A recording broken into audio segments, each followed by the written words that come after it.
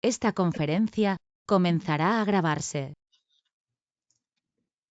Muy buena tarde. Hoy jueves 2 de diciembre de 2021 estamos dando inicio a la sesión lectura NOM de este día. En la parte donde nos habíamos quedado del artículo 240, sección 240.21, incisos B52. Esta sección, vamos a recordarla, nos indicaba que los conductores terminan en un solo interruptor automático o en un solo conjunto de fusibles que limita la carga a la ampacidad de los conductores. ¿Qué quiere decir esto? Que los conductores van a ser seleccionados de acuerdo con la magnitud de la carga. Obviamente, los dispositivos de protección, en este caso fusibles o interruptor automático, deberán tener una capacidad equivalente a la ampacidad del conductor. Finalmente, ¿qué es lo que pretendemos proteger de la instalación eléctrica?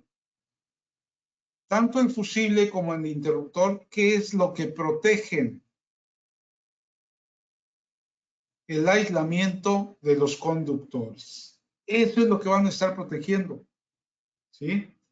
Entonces, no va a haber otra condición de protección más que al aislamiento de los conductores, ¿sí? Quiere decir esto entonces que el conductor tendrá prioridad en la protección, ¿sí? ¿Por qué entonces cuando lo está atendiendo el electricista en la obra, lo está pisando, está pasando las carretillas llenas de cemento, de concreto, sobre el aislamiento del conductor? Lo está dañando. Obviamente, ese daño va a repercutir con el paso del tiempo y por eso luego tenemos fallas a tierra, fugas de corriente. Esas fugas de corriente se van a traducir en una pequeña resistencia eléctrica, un camino que le estamos dando a la corriente para fugarse a tierra. Y si tenemos canalizaciones o estructuras o sistemas de soporte para cable del tipo metálico, esas fugas de corriente se van a drenar hacia esas partes metálicas. Obviamente, al paso de la corriente por efecto Joule, va a haber un calentamiento. Por eso encontramos en muchas ocasiones el aislamiento de los conductores carbonizado. Se va a volver carbón ese aislamiento.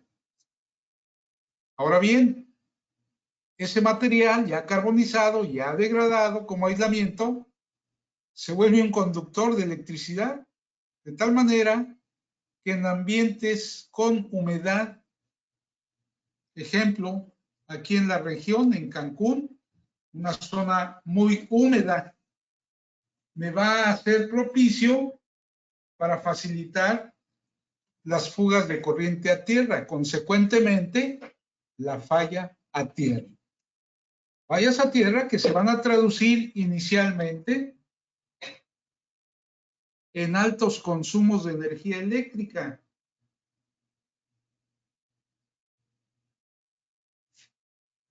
Y los recibos van a llegar pues un poco excedidos, ¿verdad?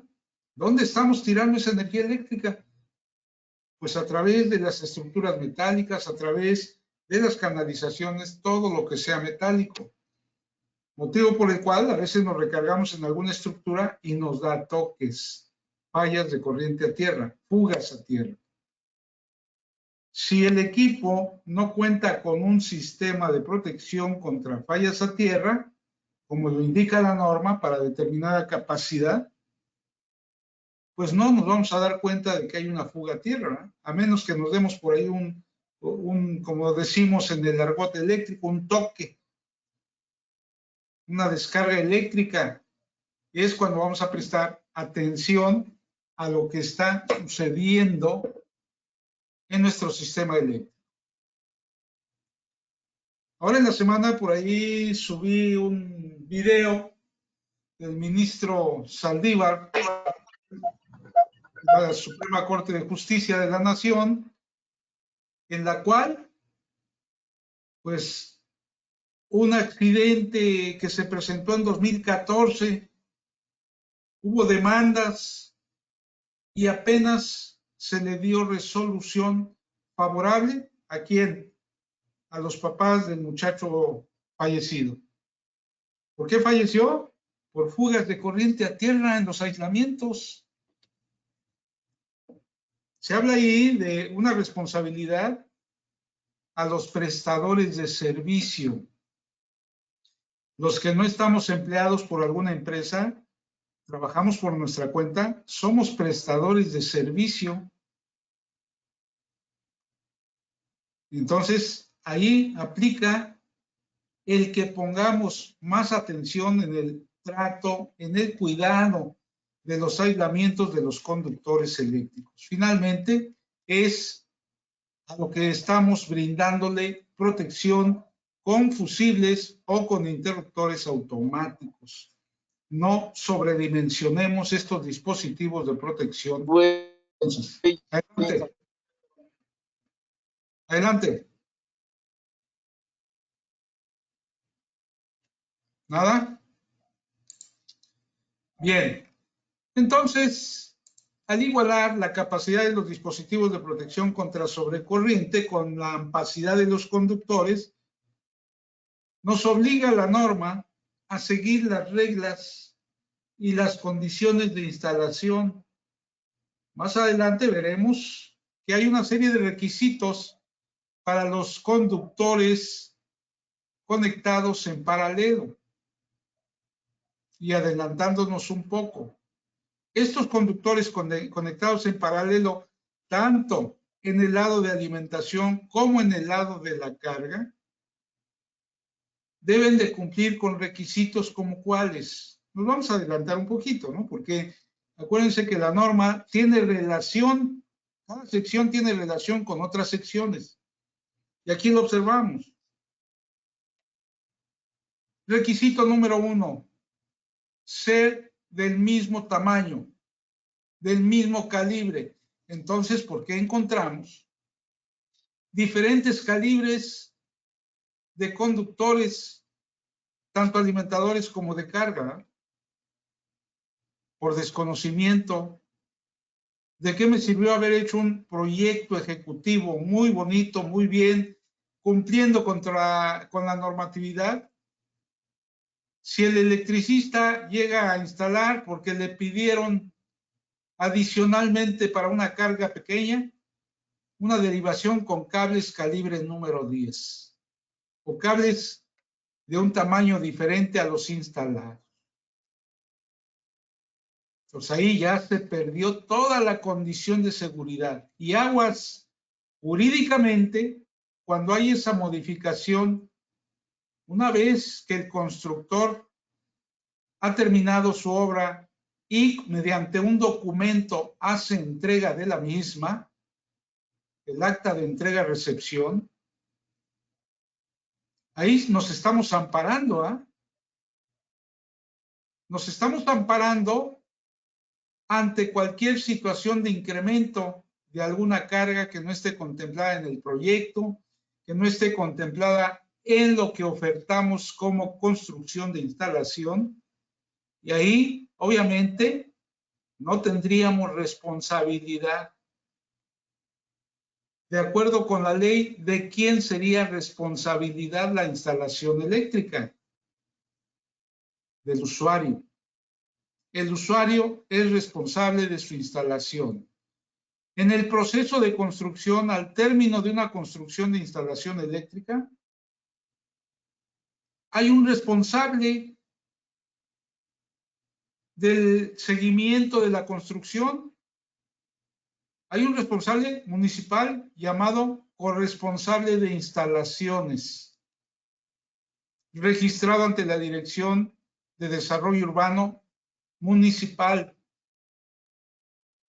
que se basa en un reglamento de construcción. Su actuar se basa en un reglamento de construcción. Después, adquiriría cierta responsabilidad la unidad de verificación de instalaciones eléctricas, o ahora llamada la unidad de inspección. También adquiere responsabilidad, pero hay que tomar en cuenta hasta dónde llega su responsabilidad. Tenemos un documento jurídicamente que nos ampara, llamado acta circunstanciada. Hoy en día tiene otro nombre: acta de evaluación de la conformidad. Funciona como tal, como un acta circunstanciada.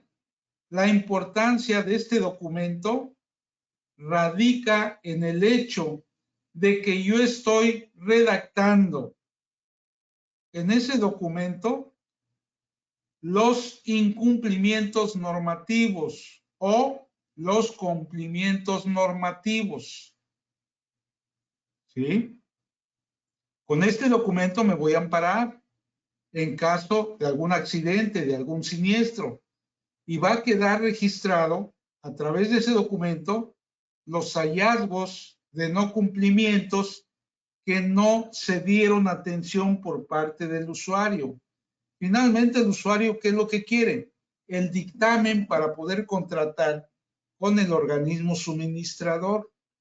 Pero ahí la ética de la unidad de verificación es no entregar el dictamen hasta que no se hagan las correcciones.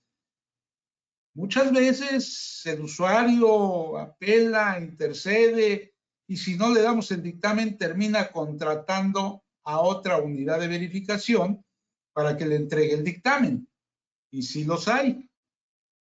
¿Sí? Al usuario lo que menos le importa es cómo esté su instalación. Con que funcione es suficiente. Pero entonces, ahí es donde radica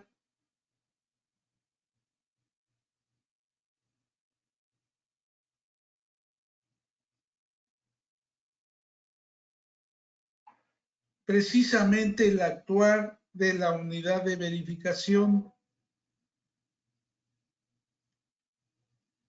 ¿Sí? Ahí es donde radica precisamente. Permítanme, es que están... Ay.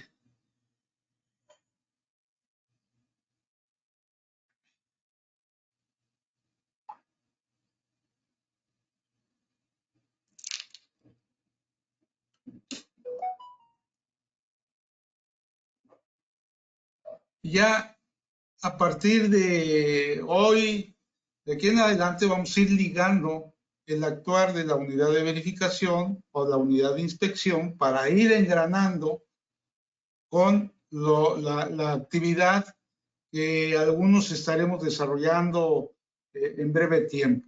¿Sí? Hablando ahí con Mexicana de Acreditación, van a recibir un comunicado, los que están en la lista, por parte de MAC, para iniciar los trámites correspondientes. Me pidieron por parte del seguro definir qué seguro es el que vamos a usar, el de GNP, el más económico, y ya también tienen la lista para ir generando las pólizas y les estarán hablando para ello. Bien. Entonces, ese documento llamado acta circunstanciada es el que le va a dar valor legal a nuestro actuar en el momento en que estemos ahí. ¿Sí? El acta circunstanciada dice ámbito de aplicación, circunstancias de la instalación. ¿Sí?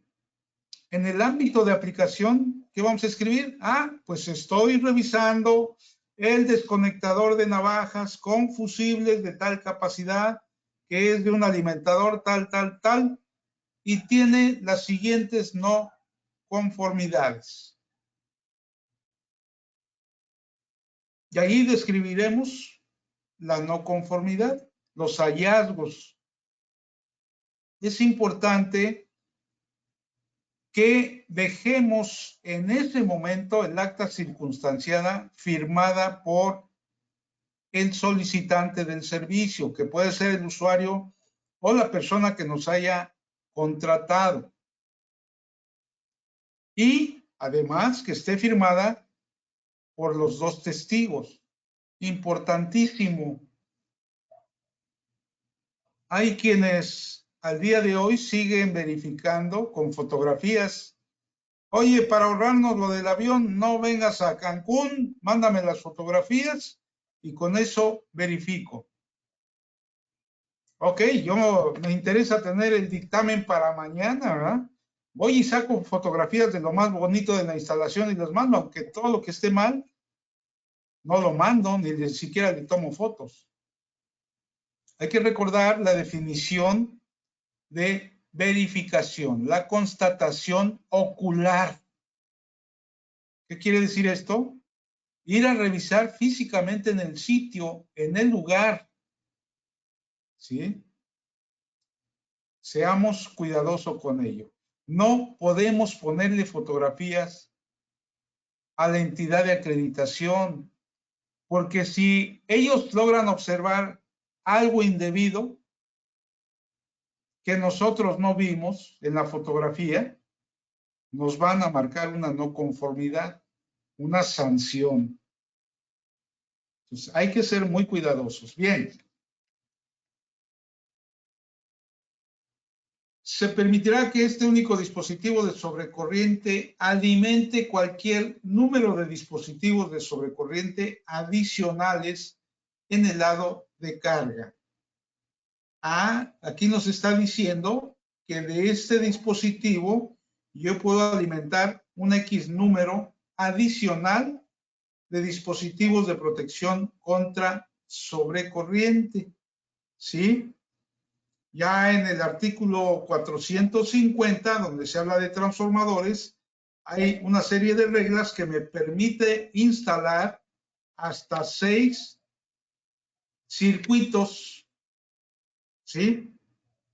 Pero en este caso, como estamos hablando de las derivaciones, me dice aquí que se permitirá que este único dispositivo, este del que estamos hablando aquí, alimente cualquier número de dispositivos de sobrecorriente adicionales en el lado de carga. ¿Sí? Vamos a imaginar un tablero.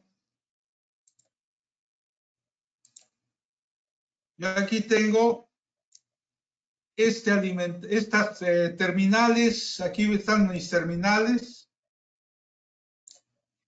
estas terminales, y de aquí voy a obtener este alimentador. Entonces aquí me dice que yo voy a poder instalar X número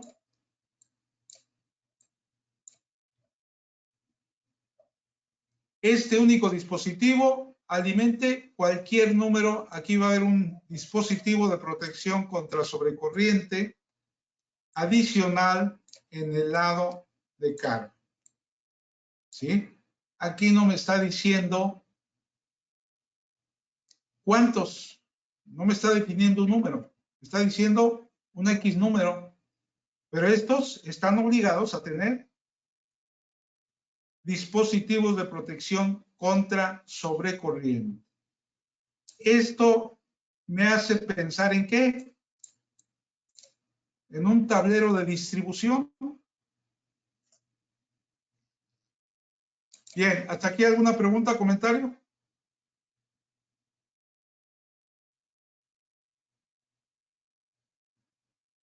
¿Sí me escuchan, ingenieros? ¿Alguien? ¿Sí? Ok, perfecto. Bien, Sí, no hay preguntas. Entonces, vean lo que estamos comentando. El dispositivo de sobrecorriente para los conductores es parte integral de un medio de desconexión o se debe de ubicar inmediatamente adyacente a él. Estamos hablando de un tablero. Lo que me está diciendo acá se trata precisamente de un tablero de distribución. Este dispositivo de protección de sobrecorriente para los conductores es parte integral de un medio de desconexión. Parte integral, ¿qué va a ser del tablero? Las barras. Entonces, ¿por qué estamos usando tableros sin dispositivo de protección contra sobrecorriente? Sabemos por qué, ¿verdad? Por el costo que nos representa ponerle un interruptor general. Hay que recordar que esto que tenemos aquí en el tablero son derivaciones. Y aquí se cumple la regla anterior. Se permitirá que este único dispositivo de sobrecorriente alimente cualquier número de dispositivos adicionales en el lado de carga. Este dispositivo alimenta n número de dispositivos de protección contra sobrecorriente. Máximo, ¿hasta cuántos?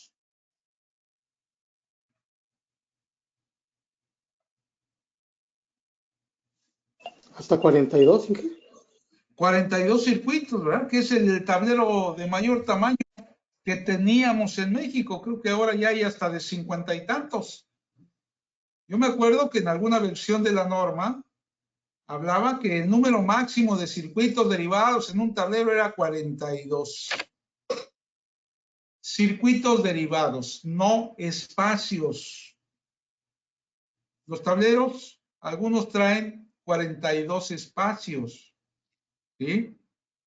Entonces, aquí se está cumpliendo la regla y me está indicando que este interruptor está funcionando como la parte integral de los conductores. ¿Cuál es la parte integral? Las barras de este tablero.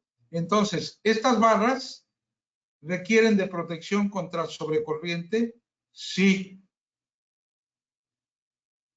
Cuando pedimos un tablero sin interruptor general,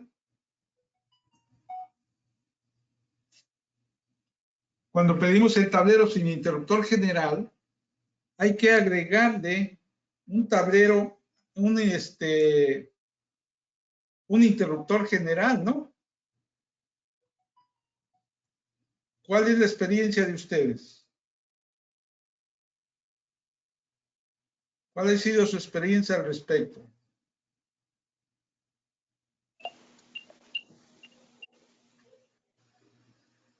Adelante, Inge. Pues cuando tenemos un I-line, por ejemplo, Inge, sin interruptor principal a una distancia de, no sé, del transformador de unos 20, 30 metros, he visto que se coloca un interruptor en caja moldeada al lado. Ok, efectivamente, ¿verdad? Pudiésemos omitir este interruptor general siempre y cuando cumpliéramos con las distancias de las derivaciones, la distancia máxima marcada en esta sección de derivaciones. ¿Sí? Máximo me habla de 8 metros. Entonces, después de 8 metros hacia adelante ya tendré que poner un interruptor general. ¿Por qué? Porque lo que voy a proteger es el alimentador entre el transformador y mi tablero I-line. ¿Sí?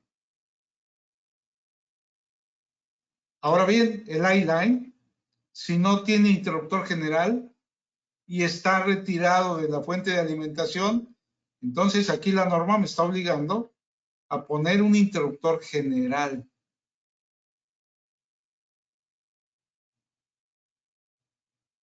Cantidad de instalaciones hemos visto sin interruptor general. ¿Sí? Y podré hacer derivaciones también de un alimentador. Aquí tengo mi fuente de alimentación. Miren lo erróneo, los errores que cometemos. Viene del medidor, el equipo de medición, y le damos toda esta vueltezota a los cables. ¿Cuándo deberíamos de hacerlo aquí directamente, ¿verdad? Aquí bajar y dar la vuelta aquí. Este es espacio que me está ocupando el cable, y la norma en algunas condiciones me dice, te permito usar este dispositivo al 100% de su capacidad, siempre y cuando tenga espacio suficiente para ventilación. De acuerdo con el estándar UL 489 que nos dice, cuando quieras usarlo al 100% de su capacidad, las dimensiones del gabinete son tales, y muchos gabinetes pueden cumplir con esas dimensiones, pero si atiborramos de cables dentro del gabinete, obviamente la disipación del calor va a ser más lenta o no se va a dar, de tal manera entonces que no voy a poder usar el interruptor al 100% de su capacidad. Esto nos representa un ahorro también, porque entonces el interruptor no tendré que sobredimensionarlo. Inge Velasco, Adelante. a ver, con respecto a lo que está comentando de ese gabinete,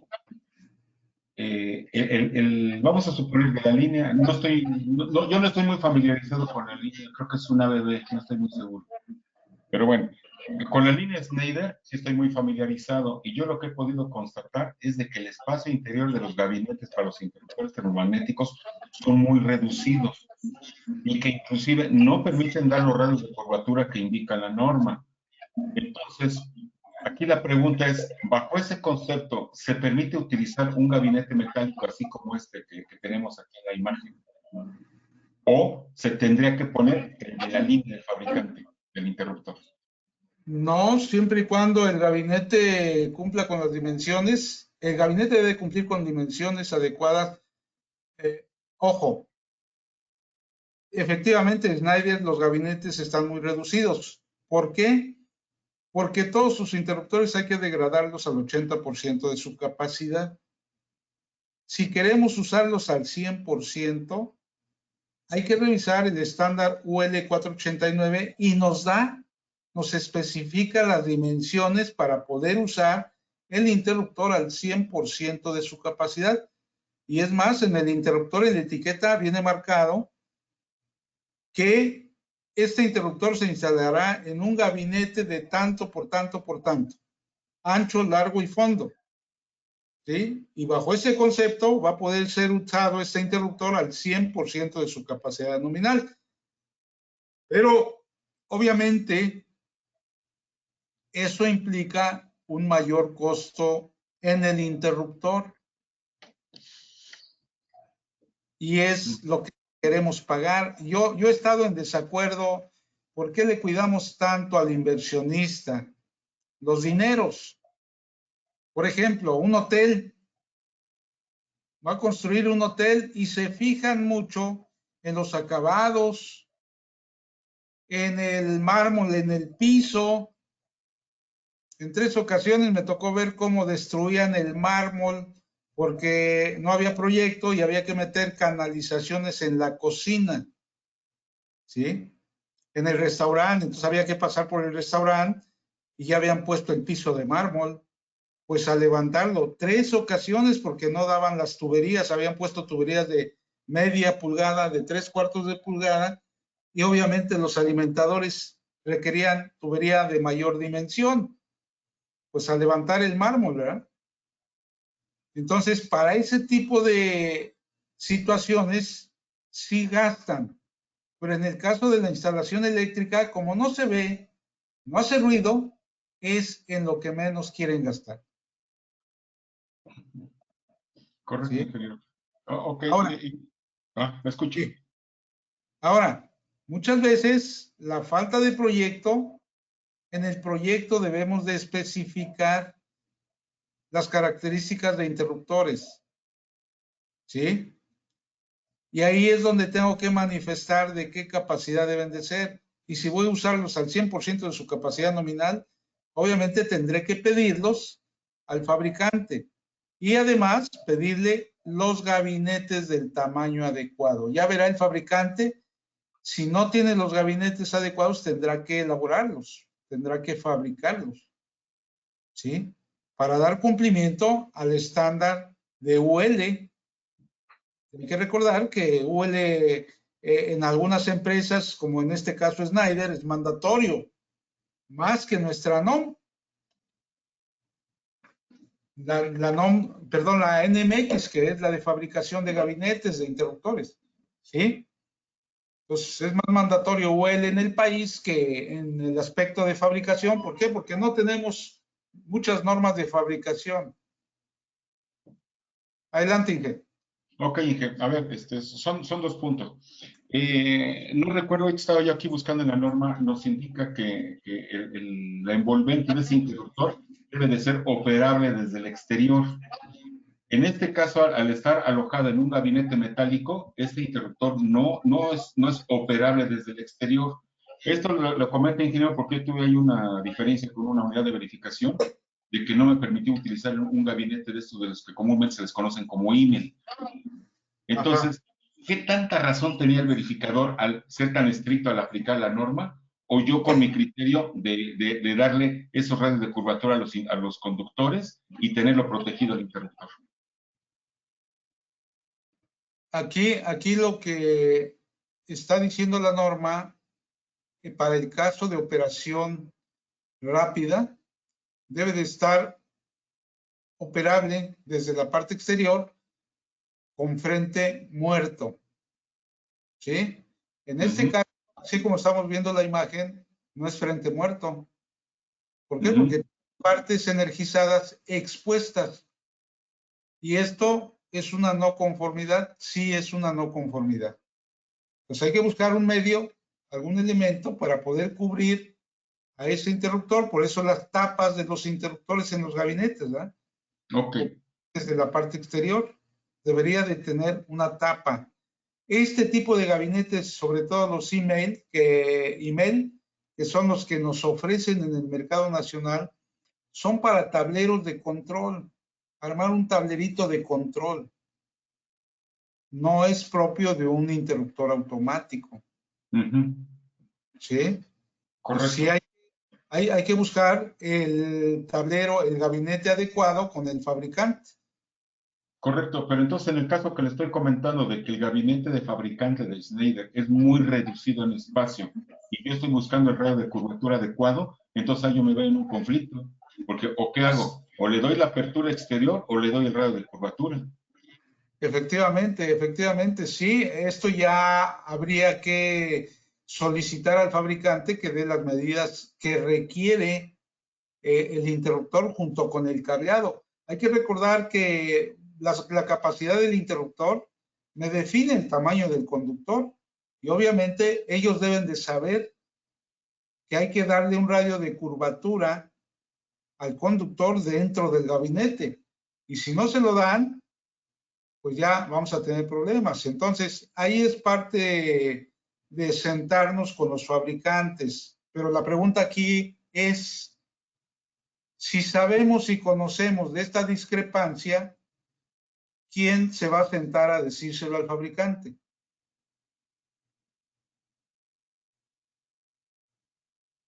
¿Quién sería el indicado?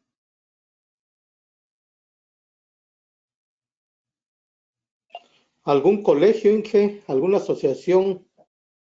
Los que sabemos del problema, efectivamente, los ingenieros electromecánicos, pero no lo hacemos. No lo hacemos, ¿sí? Yo he preguntado siempre, ¿a quién le compete elaborar una ley, una norma, un reglamento? A los ciudadanos de este país. Pues si es una norma de instalaciones eléctricas, ¿quién tiene que elaborarla? Los ingenieros electricistas, mecánicos electricistas, todo aquel que tenga conocimientos de electricidad. ¿Por qué entonces pedimos, oigan, elaboren la norma? ¿Quién la va a hacer? Los diputados, los senadores. ¿Es su trabajo? No, no es su trabajo.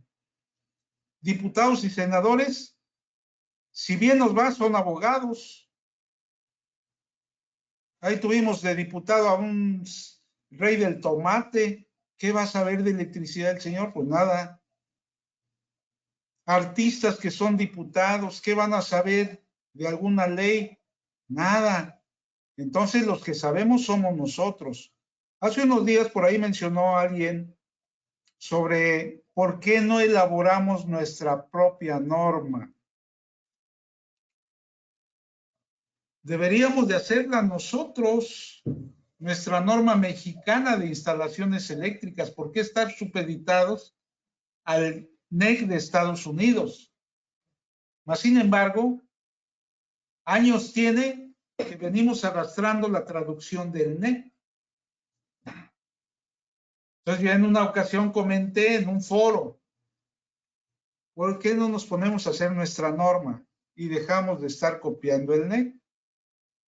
Hay varios motivos y varias razones. Principalmente la tecnología. Mucho se ha hablado también de un tratado de Bucareli que supuestamente no nos permitía crear tecnología, no nos permitía generar ciencia, ¿verdad?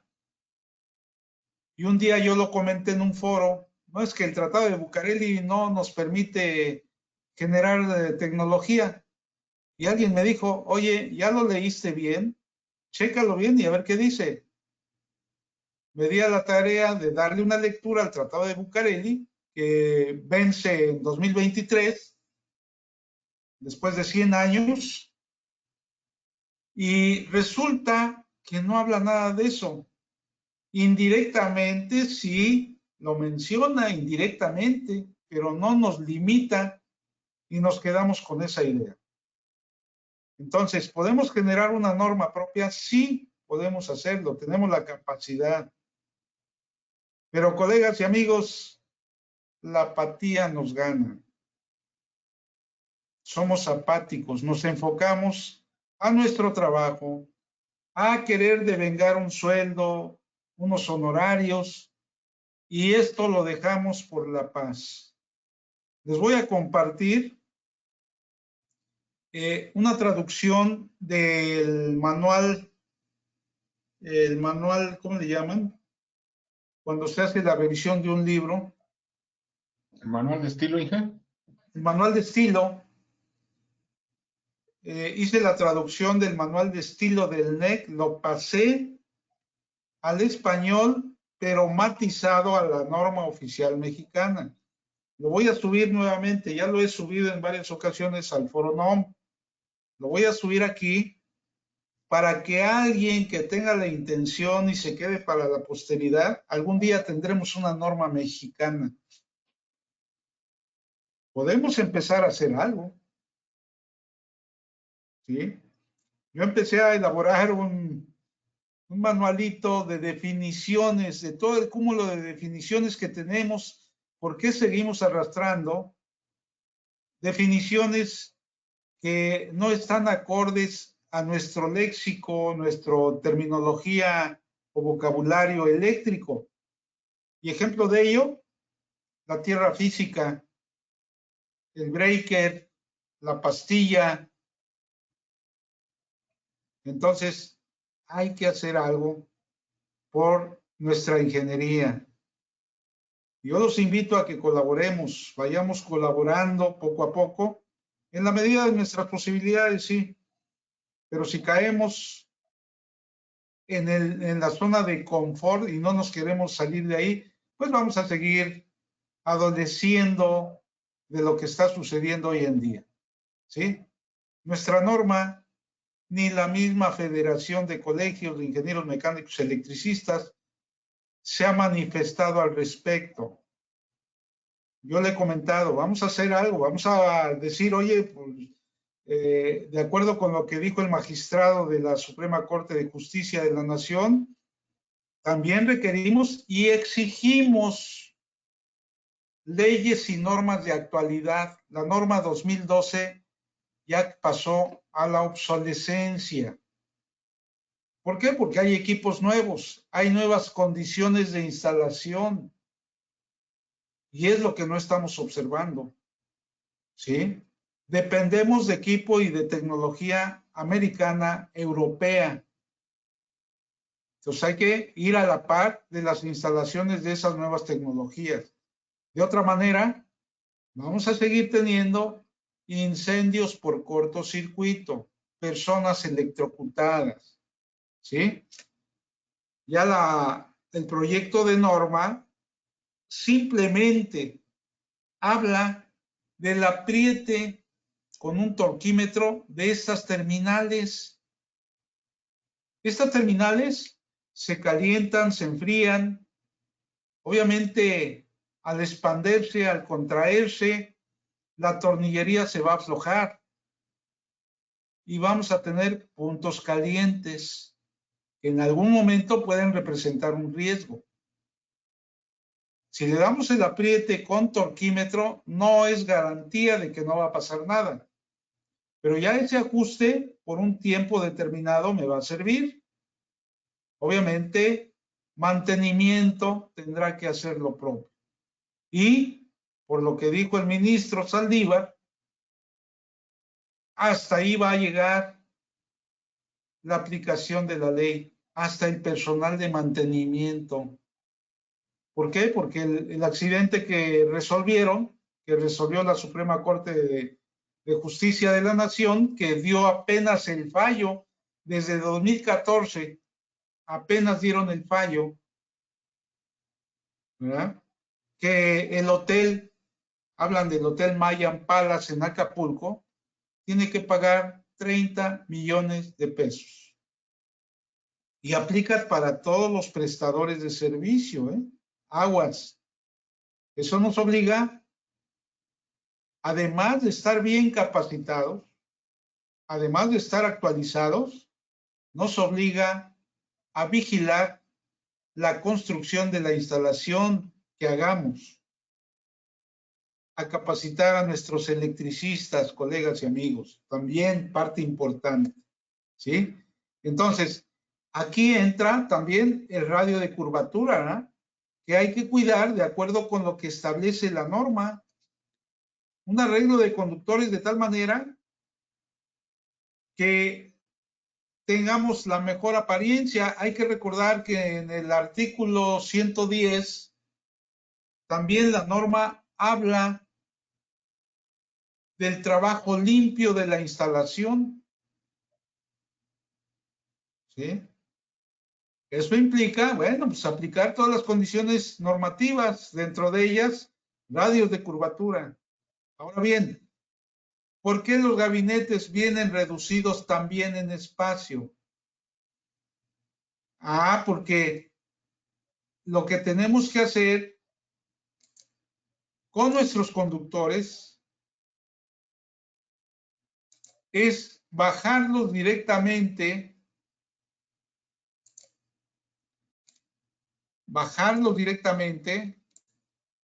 entrar, aquí debe estar nuestra tubería, y entrar directamente. Y aquí de igual manera, salir directamente. ¿Sí? Esta vuelta no tiene razón de ser. ¿Sí? Aquí lo que hubieran hecho es salir aquí, venir acá y dar la vuelta acá. Eso es lo que hubiesen hecho. ¿Sí? Aquí. Probablemente los radios de curvatura a lo mejor se hubiesen cumplido. Entonces, a lo que vamos es darle la mejor condición para que los conductores entren directamente. Hay tableros aquí en los cuales aquí está mi alimentación y por aquí están llegando todos los cables de los circuitos derivados. Se suben aquí, van conectando aquí y luego van hasta arriba y le dan la vuelta y vienen acá. Hay algunos que le dan la vuelta, los doblan y vienen acá. ¿Por qué? Pues es que en caso de que falle ya tengo cable suficiente para cortarlo y volver a conectar. No, la norma no indica eso. Aquí hay fotografías de eso que ya hemos visto. Tengo conductores en paralelo, con corriente circulando en paralelo. Se van a producir fuerzas de atracción y repulsión entre los conductores. Si les ponemos un cincho aquí a estos conductores muy apretado, los conductores a esos esfuerzos de atracción y repulsión, obviamente por estar apretados, cinchados, van a generar calor, van a generar temperatura por la cercanía que tienen entre ellos, inducción. Y ese calor, con el cincho, va deformando el aislamiento del conductor de tal manera que se va a agrietar en determinado tiempo. Ya tenemos otra vez fallas a tierra. Por eso la norma hace énfasis en las fallas principales en el sistema eléctrico. Fallas de sobrecorriente originadas por sobrecarga y cortocircuito. ¿Qué es la falla a tierra? Una falla de cortocircuito entre un conductor activo o no puesto a tierra, como lo menciona la norma, y la tierra, ¿verdad? O cualquier elemento conectado a tierra. En este caso, el gabinete, las canalizaciones que están puestas a tierra. ¿Sí? ¿Alguna pregunta o comentario, colegas y amigos? Fíjense nada más todo lo que nos dice un par de imágenes. Aquí aplicamos muchas secciones de la norma.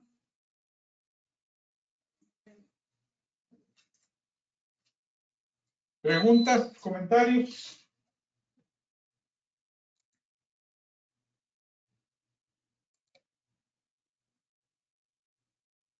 Bien. Adelante. Sí, mira, yo tengo un comentario con respecto a la imagen que estamos viendo.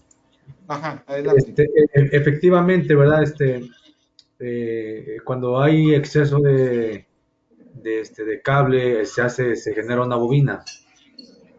Sin embargo, lo que usted menciona, que es, bueno, se recomienda, y no sé si eso es obligatorio. Yo veo ahí en la imagen que el conductor siento que no cumpliría el radio de curvatura. Saliendo vamos a decir, del monitor, con respecto a la cara que se topa luego con el interruptor. Ahí siento que estará muy forzado esa curvatura, ¿no? Sí, así es. Este de aquí. No, el que sale de ese. Este de aquí. Aquí. Ajá, sí, o sea, así como usted lo menciona, como usted lo menciona, que debe salir directo, o sea, sin hacer todo ese recorrido, que fuera menos recorrido. Más directo. Ahí siento que sí, ¿no? Daría una curvatura quizás muy apretada. Sí. Sí, precisamente por lo que estábamos mencionando, ¿no? Y lo que menciona el ingeniero Falcón, ¿verdad? El gabinete no tiene el espacio suficiente para el tamaño de los conductores, ¿sí? Entonces, este tipo de gabinetes, que son los famosos Gmail, algo así, nos los ofrecen en el mercado eléctrico, pero no son propios para interruptores, son para tableros de control, alguna otra aplicación. Estos interruptores tienen sus gabinetes propios, así los vemos en los catálogos. Nada más que en algunas marcas vienen con dimensiones más pequeñas. ¿Por qué? Porque están considerando lo que ya mencionábamos, que aquí voy a tener mi perforación y voy a hacer la perforación para bajar directamente aquí. Así es como está pensado que sea. Y aquí voy a tener la perforación para salir acá directamente, ¿sí? Pero cuando hacemos este tipo de arreglos, obviamente ya cambiamos las condiciones de instalación de tal manera que tenemos que ser cuidadosos para dar los radios de curvatura. ¿Por qué el radio de curvatura? ¿Por qué debemos ser cuidadosos con el radio de curvatura?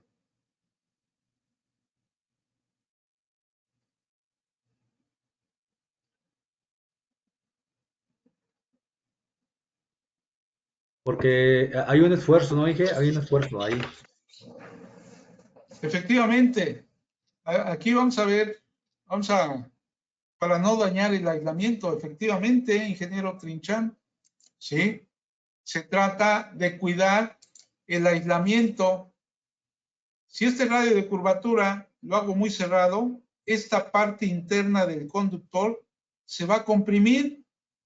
Al comprimirse, estoy jalando el material aislante hacia este punto interno y en la parte exterior lo estoy elongando de tal manera que el espesor en la parte exterior se va a hacer más delgado. Aquí queda todo amontonado, todo comprimido, ¿verdad? Pero ya lo tuve que jalar de estas partes hacia acá por la compresión y aquí lo estoy elongando. Entonces reduzco el espesor del aislamiento. ¿Qué voy a lograr con ello? Que el aislamiento se dañe. Motivo por el cual hay que cuidar los radios de curvatura.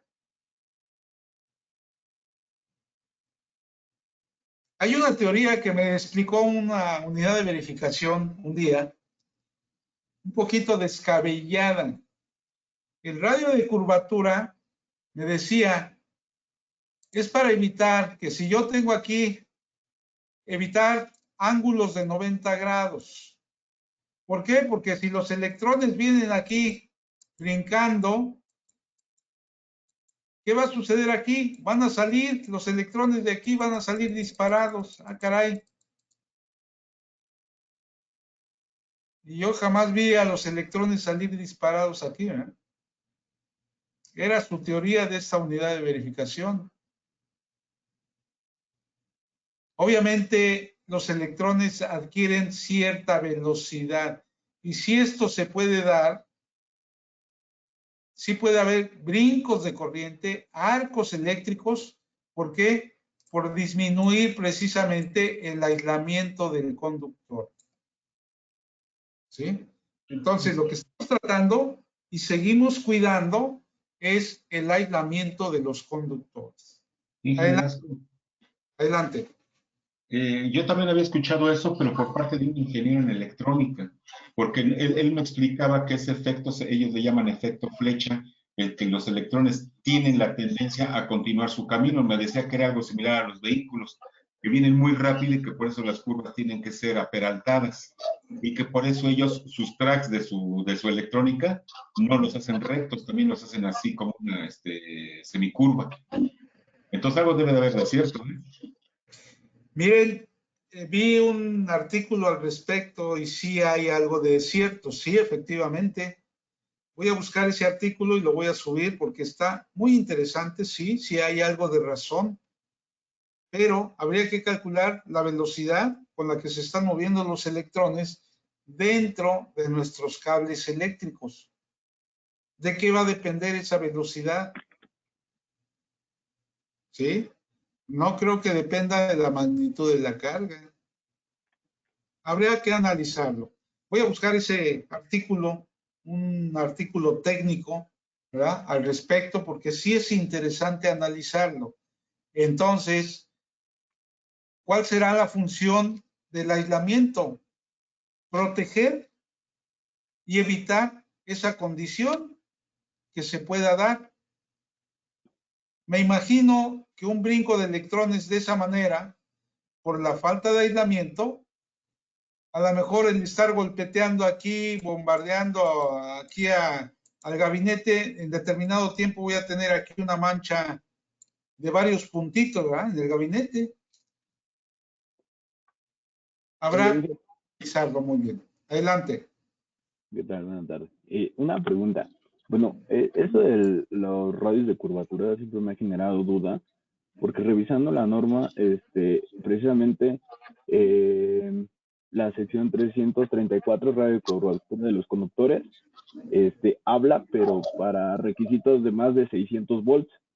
E indagando también en los tipos de cableados que hay, también hacen unas menciones de radios de curvatura, pero hablan de armados, de ese tipo de cables. No he visto alguna sección que hable sobre como dice aquí, requisitos, no sé, tal vez para menos de 600 volts o algo similar con respecto a los radios de curvatura. Obvio, yo por usos y costumbres tengo el uso de 8 veces el diámetro total del conductor, ¿sale? Pero como tal no he visto una que diga o algo que yo interprete entre líneas que sea para menos de 600 volts.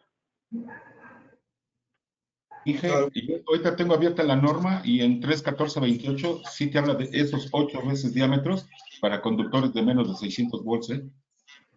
3.14.28 A1. Hay uno que es 8 veces el diámetro del conductor y otro que es 12 veces el diámetro del conductor, ¿no? Así es, Ajá. así. Sí existe, ¿eh? Sí existe el radio de curvatura. Ese que dice, el de 8 veces y 12 veces, es el que le acabo de decir, que dice para más de 600 volts. Sí, No es para menos. estamos hablando de cables de media tensión y cables de baja tensión. En los dos casos sí está contemplado en la norma. Ok, estoy ahorita en el 3.14.28. 3.14.28, Inge, es para menos de 600 y 3.14.71 es para más de 600. 3.14.28, cajas de paso y empalme. Ok. Así es. Ajá. Sí, Inge. Ok, perfecto. Muy bien. Muchas gracias.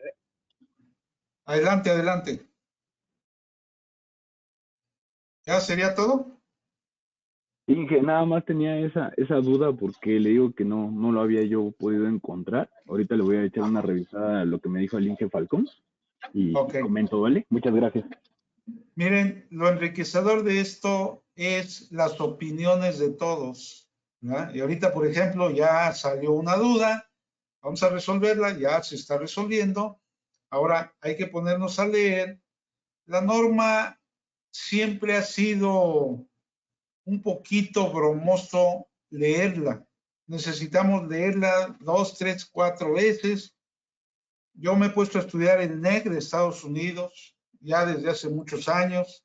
La norma supuestamente también me he puesto, bueno, no supuestamente, obviamente me he puesto a leerla, pero al día de hoy les digo una cosa, la tengo que volver a leer 3 o 4 veces para entenderle, ¿sí? Entonces, esto requiere constancia en estudiarla y luego nos la cambian, ¿verdad? Nos van a cambiar ahorita, no sabemos si sea la 2018 o sea 2020, entonces va a haber un cambio. Entonces hay que volver a ponernos a estudiar la nueva versión de la norma. Bien, entonces vamos a darle vuelta a esta página. Ya se resolvieron varias dudas, varios comentarios. Y aquí está otra vez el mismo tablero, pero ahora ya estamos observando aquí a los circuitos que me menciona la sección anterior. Un dispositivo de sobrecorriente alimente cualquier número de dispositivos adicionales en el lado de carga, ¿sí? Aquí tengo el dispositivo de sobrecorriente para alimentar a través de conductores, aun cuando sean barras, son conductores. Las barras de un tablero son conductores. Tienen sección transversal, tienen área. Sigue siendo un conductor. ¿Qué es lo que vamos a proteger del tablero? No vamos a proteger a los circuitos derivados. Vamos a proteger a las barras del tablero. ¿Sí? Eso es lo que estamos protegiendo, a las barras del tablero. Entonces, ahí la pregunta. El tablero de distribución, de alumbrado, de contactos, de fuerza, de lo que sea, debe llevar interruptor general?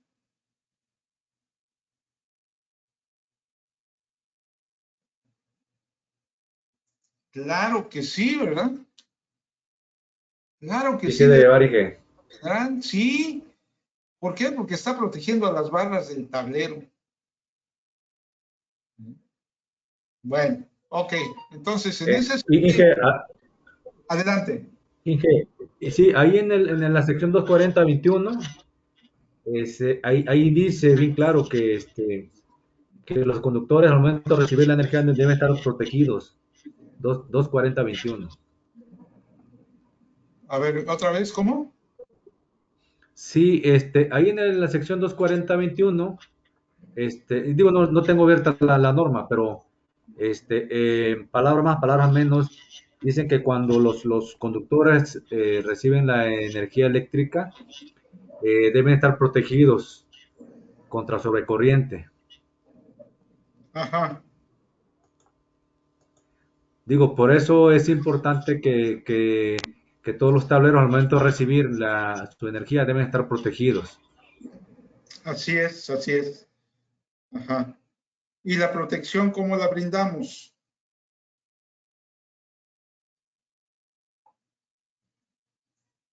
Bueno, Igualando la capacidad de la protección con la capacidad del conductor. así es, así es. ¿Sí? Sí. ¿Ok? Entonces, estos conductores que tienen una capacidad, aquí vamos a imaginar, ¿eh? Vamos a pensar que son de un 0, 150 amperes de capacidad.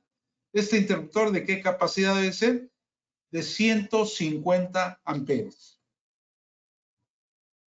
Después del de 150 se brinca, de acuerdo con la sección 246, se brinca a 175. ¿Qué pasa si yo le pongo uno de 175? Le empiezo a restar protección a ese cable. ¿Sí? Ya le estoy quitando protección al cable. ¿Qué pasa si me voy abajo? En lugar de ponerle uno de 150, le pongo uno de 100, siempre y cuando la carga no exceda de los 100 amperes. Ah, pues le estoy dando mayor protección a mi conductor. ¿Y qué dice la norma? El objetivo de la norma. Requisitos mínimos de seguridad. ¿Sí? Lo mínimo es que yo le pongo una protección de 150 amperes al cable de un 0. Yo quiero darle más protección, le pongo uno de 100. ¿Sí? La norma son requisitos mínimos de seguridad. Por eso dice, no es un manual de diseño. ¿Para quién? Para quien no tenga conocimientos de electricidad. ¿Por qué? Porque se supone que los que sabemos, ¿verdad? Consideramos que son requisitos mínimos de seguridad. Sí nos queda claro en términos, ¿verdad? Los requisitos mínimos de seguridad establecidos en la norma oficial mexicana. Bajo ese concepto tenemos que diseñar nuestras instalaciones. Bien. La sección 242.21b5, inciso 4. El medio de desconexión para los conductores está instalado en un lugar fácilmente accesible y cumple con una de las siguientes condiciones. Bueno, hay una definición de fácilmente accesible, lugar fácilmente accesible. ¿Para qué se necesita que sea fácilmente accesible? ¿Cuál es la razón? Aquí estamos analizando las razones técnicas de las que nos habla la norma. Yo me enfrenté a colegas, unidades de verificación, Oye, ¿y por qué estás pidiendo esto? Ah, es que así lo dice la norma. Pues sí, sí lo dice, pero ¿por qué lo dice? Pues así está escrito y así lo aplicamos. No, espérate, ¿cuál es la razón? La razón del por qué. Lugar fácilmente accesible. Quiere decir, entonces, de acuerdo con la definición de lugar fácilmente accesible, en un lugar donde yo no tenga que mover obstáculo alguno para poder acceder al medio de desconexión. ¿Cuál es mi medio de desconexión? Aquí tengo un medio de desconexión en el tablero. Es un medio de desconexión general. Aquí voy a tener un medio de desconexión que viene alimentado de este transformador. ¿Sí? Aquí tengo mi medio de desconexión. Fácilmente accesible. ¿Para qué? Para poder llegar a él y en caso de una emergencia, seguridad, otra vez, volvemos a la seguridad. En caso de una emergencia, yo pueda operarlo. Hay condiciones en las que se puede operar el equipo, ¿verdad? Para ello, bueno, pues tendré que sacar la carga completa para evitarme arcos eléctricos, pero hay aditamentos, hay pértiga, hay accesorios con los cuales puedo hacer la operación en caso de una emergencia. Para eso es. Entonces, si observamos aquí en la imagen, este interruptor que está a un lado del equipo de medición está fácilmente accesible, sí, fácilmente puedo llegar a él sin tener ningún obstáculo. Este que está aquí, ¿cómo lo observamos? ¿Qué opinan de este interruptor?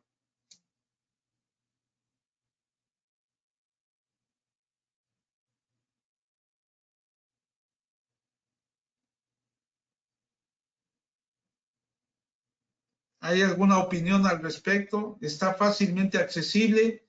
¿No está fácilmente accesible? Pareciera que está un poco más alto, ¿no? Está más alto, ¿sí? Pero para llegar a él, vean la dimensión, el espacio que tengo yo acá. Acá, obviamente, el tamaño del transformador crece, ¿verdad? Está muy pegado a la pared. Entonces, para acercarme a él y poder operarlo, de acuerdo con lo que indica la norma, que al frente del interruptor general debe de haber un espacio de ¿cuánto? Dependiendo del nivel de voltaje. Sección 110, 16, algo así, espacios de trabajo, efectivamente, no está cumpliendo. Entonces, no es fácilmente accesible. La altura tampoco es fácilmente accesible. ¿Para qué? Para operación en caso de emergencia. Este sí está fácilmente accesible, este no. Inge, aparte de eso, el interruptor del lado izquierdo tiene dos candados, ¿eh? ¿Sí? Este tiene candados aquí, es correcto. Hay que recordar, aquí está lo que se mencionaba de que pueda ser operable desde el exterior. Esta es una tapita que se levanta, se cierra, se le puede meter aquí candado también. ¿Sí? Esta tapita se levanta y aparece la palanca del interruptor. ¿Sí? Esto es correcto. Aquí este gabinete del transformador tiene su seguro con llave, una llave especial que nos proporciona el fabricante del transformador, ¿sí? Una llave que si no la tenemos o si no nos la dio el fabricante o que se la llevó el electricista, el que instaló, porque es costumbre de no dejársela al usuario. ¿Qué hacemos? Pues búscate un desarmador, un par de desarmadores y empezamos a... Y sí logramos abrirlo, yo lo he hecho, ¿sí? Ya me conseguí una llavecita por ahí, ya tengo mi llave, Entonces, cuando salgo a hacer una inspección, pues, llevo mi llave para abrir las puertas de los transformadores. Otro fabricante que nos ofrece,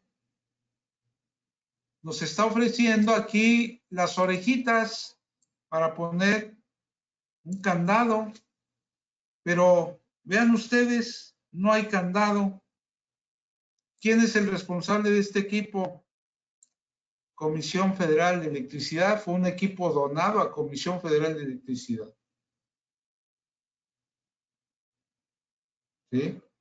La misma norma me indica que aquí debe de haber un candado de seguridad para evitar que personas ajenas al lugar o al equipo eléctrico puedan abrir la puerta. ¿Aquí la pueden abrir? Sí, sí la pueden abrir.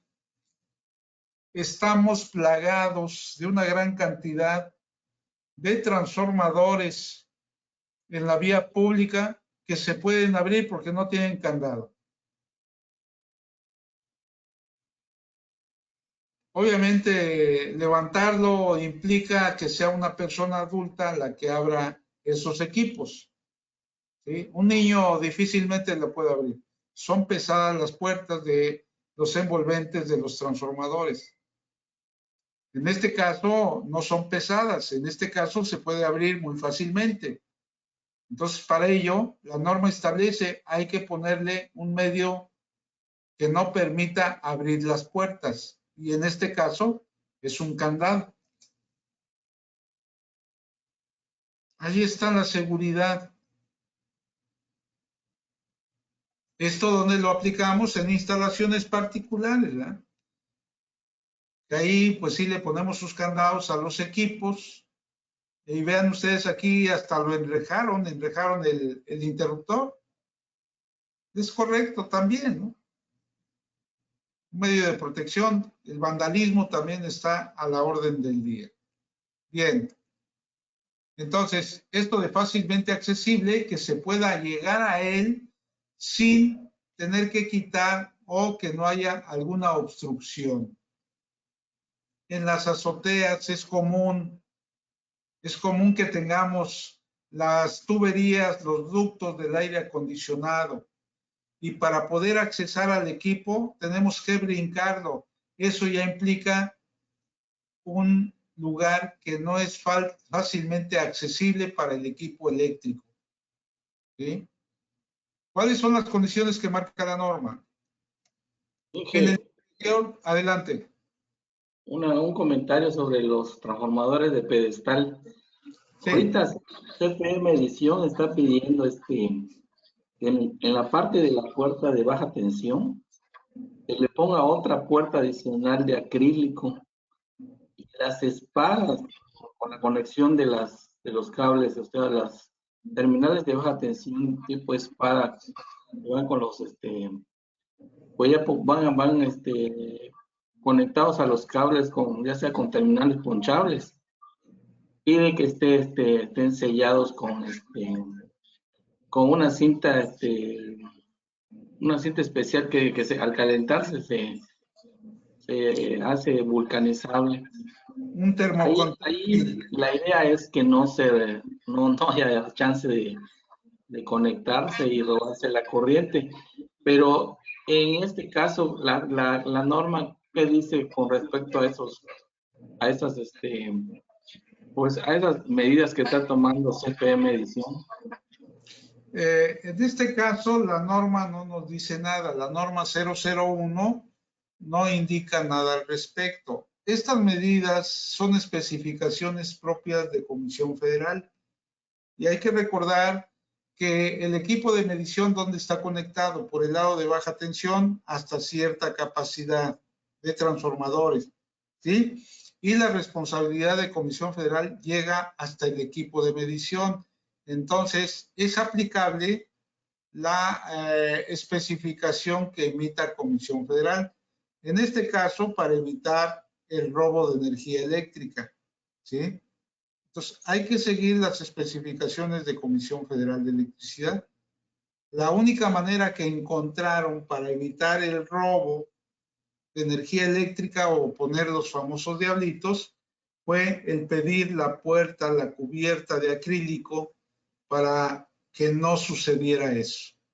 ¿Sí? Es la única manera que encontraron. Entonces, sí estamos sujetos a seguir las especificaciones del organismo suministrador. Ok, Inge, gracias. Y ponerle los tubos termocontráctiles para aislar al conductor y evitar una conexión, efectivamente, una conexión que vaya a permitir desviar la corriente de manera ilegal, ilícita le llaman, ¿verdad? Encontramos un ilícito, ¿sí? Entonces por eso lo hacen. Bien. Sección 240-21B5, 4A. En el exterior del edificio o estructura. Bueno, pues aquí estamos hablando del exterior. El medio de desconexión para los conductores está instalado en lugar fácilmente accesible y cumple con las siguientes condiciones: que esté en el exterior del edificio o estructura. Aquí se está cumpliendo ese requisito, ¿eh? Está en el exterior, el medio de desconexión. En el interior, ¿qué sucede? Dicen que una imagen nos dice más que 1000 palabras. Este tipo de arreglos ha sido muy común, sobre todo en aquellos edificios en los cuales en la azotea se les ha facilitado instalar, armar un cuartito y hacer este tipo de arreglos, que no cumplen en nada con la normatividad ni con las especificaciones de Comisión Federal. Por ahí tengo alguna fotografía de una azotea en donde ponen malla ciclónica alrededor del transformador, pero está sobre el piso de la azotea. Cuando la especificación del suministrador nos indica que estas terminales deben de estar a cierta altura, ¿sí? Que estas terminales deben de estar a cierta altura, ¿sí? Aquí habla creo que de 2.80 metros, ¿sí? Y esto, no recuerdo si era unos 75, algo así, evitando que pudiésemos acercarnos a las terminales de media tensión. Eso implicaba hacerle un banco aquí, un banquito al transformador, montarlo sobre un banquito de concreto con cierta altura para poder alcanzar esto de aquí, ¿verdad? Y evitar que la gente llegue y haga contacto precisamente con las terminales, sobre todo las de media tensión.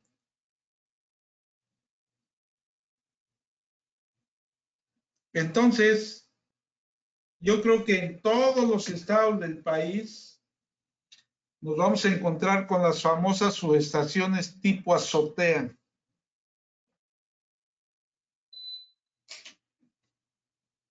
Que son subestaciones que están completamente fuera de norma.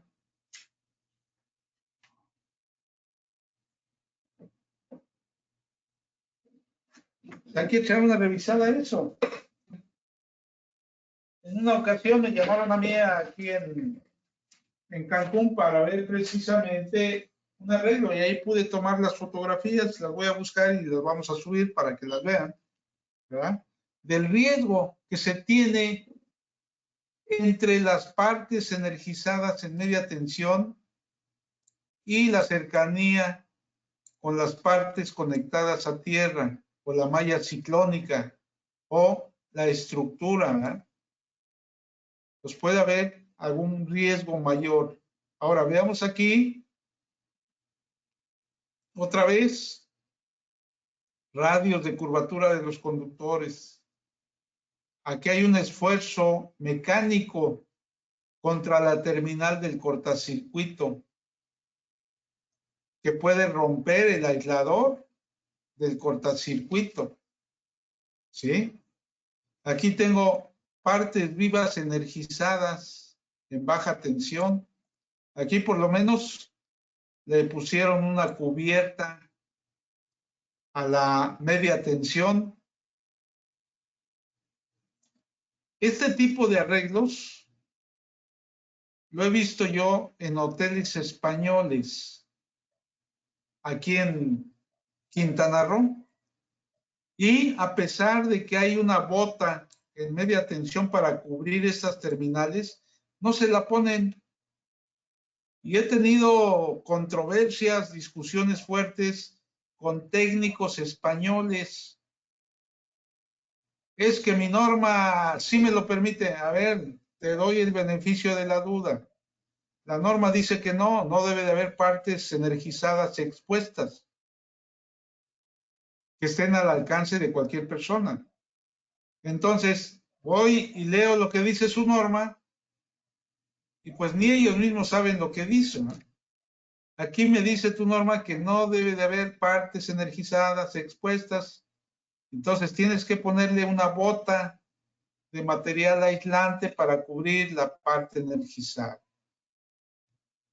¿Sí? Pues aguas, porque la verdad hay mucho técnico, ni siquiera ingeniero, nos ponen a competir con técnicos electricistas. Desafortunadamente así sucede aquí en México. Y hay que darles con el fundamento los motivos por los cuales se rechazan las instalaciones por parte de la unidad de verificación. ¿Sí?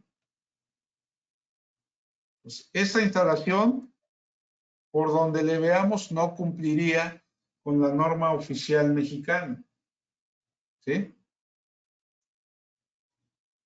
Adentro, bueno, aquí ya vimos que en el exterior del edificio estructura, si esto estuviera en la azotea, debe de haber un medio de desconexión general para este arreglo, un medio de desconexión con fusibles o interruptores automáticos. Si es en el interior, debe de estar lo más cerca al punto de entrada de los conductores. ¿Y ya vieron la imagen? ¿Dónde está el interruptor general?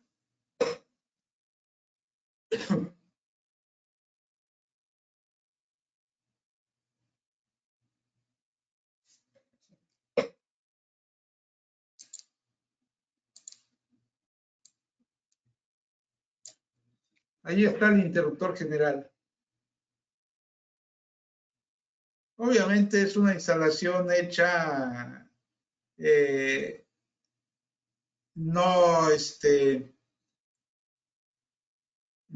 aquí en México, ¿eh? Bueno, la imagen no corresponde aquí en México. Este es un lugar ahí dice Ecuador, Ecuatrán Transformadores Ecuatorianos, es de Ecuador, ¿sí? Pero también se rigen países Centro y Sudamérica, se rige por el NEC de Estados Unidos. También lo aplican. ¿Qué nos falta aquí en esta instalación, en este arreglo? Ok, la norma dice que debe estar el interruptor en medio de desconexión y protección general. Debe de estar lo más cerca del punto de entrada de los conductores. Sí. Entonces, ahí lo tenemos, lo más cerca de los conductores, ¿verdad? Pero, ¿qué le falta? Un gabinete. Le falta protección mecánica a los conductores. Podemos pensar, pues es que ahí nadie va a entrar. Hay que prever todo tipo de riesgo. La norma dice, este equipo debe estar en un cuarto cerrado, pero al hablar de cerrado debe tener candado. se han dado casos de accidentes, de personal que le dicen ve a barrer la subestación, se meten, empiezan a regar, a echar agua y empiezan a barrer y se acercan a las partes energizadas y se electrocutan y pierden la vida. ¿Sí? No hay que pensar en que, pues él lo debe de saber y él lo sabía, ¿por qué se metió? No, la gente no sabe lo que puede hacer la electricidad, entonces hay que tener cuidado con ello. ¿Sí? Entonces aquí pensamos que se está cumpliendo con lo que indica la sección 24021, B5, inciso 4B, que cuando estén dentro de un local, lo más cerca del punto de entrada de los conductores, se debe de instalar un medio de desconexión y protección contra sobrecorriente. Aquí lo tenemos. Mas, sin en cambio, no está cumpliendo en algunas cosas, como por ejemplo, ¿qué? No tiene un gabinete de frente muerto. Y aquí, precisamente volviendo al gabinete Gimel, ¿verdad? No sería un gabinete de frente muerto. La norma sí habla de que los gabinetes deben ser del tipo de frente muerto. ¿Qué quiere decir frente muerto? Que no podamos tener acceso a las partes vivas energizadas. Y aquí no está sucediendo. ¿Sí?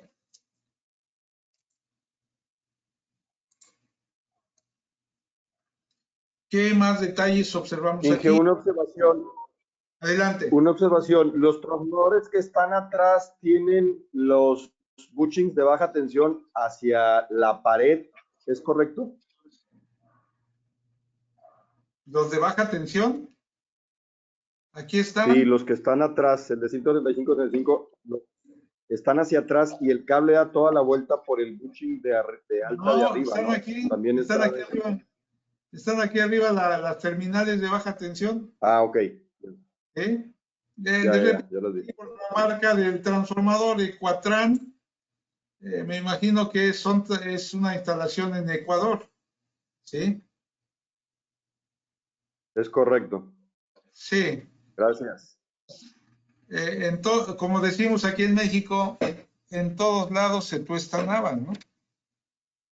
Hay lugares donde pues también se brincan la normatividad. Y a pesar, repito, de que pues están aplicando el NEC, ¿sí? En Ecuador, en Argentina, en Chile, en Venezuela, hacen la traducción del NEC de Estados Unidos. Entonces no podemos decir que no tengan conocimiento de qué es lo que tienen que hacer para dar seguridad en las instalaciones eléctricas. Vamos, Centro y Sudamérica, hasta nuestra norma la toman como referencia. Ya nos han preguntado, en el Foro NOM tenemos colegas de Perú, de Venezuela, de Colombia, de Costa Rica, ¿sí? Creo que hay uno de Argentina. ¿Y qué nos han dicho? Acá usamos su norma, la tenemos de referencia y usamos el NEC, ¿sí? Bien. ¿Algún otro comentario al respecto?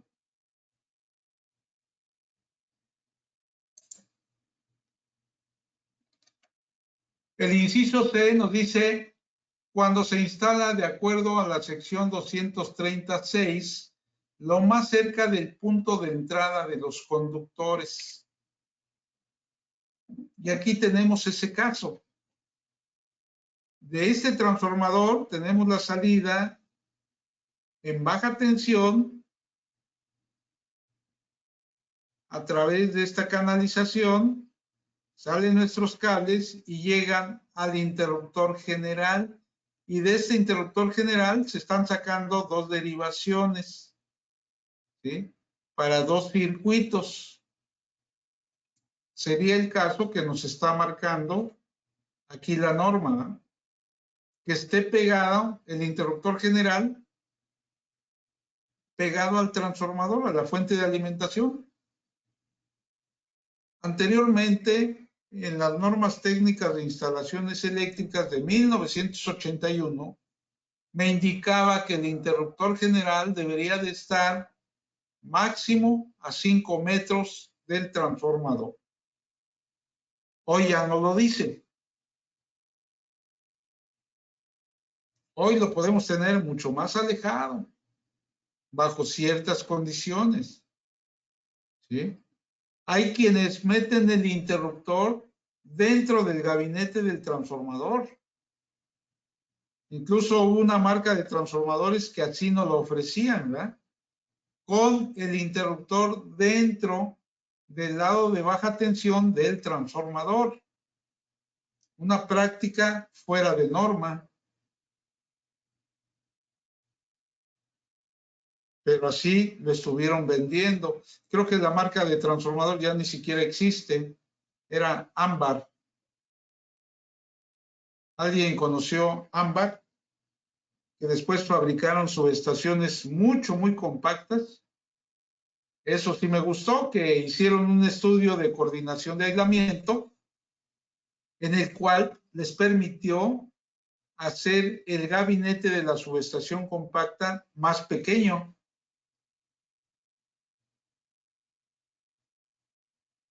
¿Alguien llegó a manejar ese tipo de gabinetes de subestación? No, Sí, en México Ámbar todavía funciona. Hace poco me conectaron una concentración. ¿Ah, sí? Sí, Inge Velasco sí siguen funcionando, nada más que el Ámbar ya cambió de nombre, no me recuerdo cómo se llama ahora, pero le siguen vendiendo todavía algunos a unos centros comerciales que comienzan con W y terminan en ART. Ok, si llegan a tener contacto, denme el número telefónico porque el dueño de Ámbar es un buen ingeniero y un buen amigo. Sí, lo conozco desde hace muchos años y me gustaría saludarlo. Yo le perdí la pista. ¿Sí? Si tienen por ahí el telefónico, mándenmelo, no sean malditos. Mejor te paso el nombre de quien lo diseñó y a quien le sucedió la idea. Ok, también. Bien, entonces, en la CNTIE sí mencionaban una longitud entre la fuente de alimentación y el interruptor general y hablaba de no más de 5 metros. Debería de estar el interruptor general, ¿sí? ¿Por qué? Porque esa distancia me permite tener mi fuente de alimentación. Obviamente, esa distancia de 5 metros era para que el cable tuviese la oportunidad de llegar a las terminales del interruptor y no estarlo estresando, ¿eh? Estresando en cuestión del tamaño, de la longitud, sino que tuviese la oportunidad. Daniel Salazar, gracias, Inge, sí, exactamente, un buen amigo, el ingeniero Daniel Salazar. Entonces, nos limitaba a esa distancia y nos permitía ese tramo de 5 metros. Entonces, en muchas instalaciones se ponía el interruptor general pegado a la subestación para cumplir con ese requisito, ¿sí? Para cumplir con ese requisito. Y hay quienes hemos seguido la práctica, ¿verdad? De dejar el interruptor general lo más cercano a la subestación o al transformador. Hay lugares en donde realmente no se puede. Entonces eso implica, bueno, pues hacer ciertos arreglos, poner a cierta distancia nuestro interruptor general.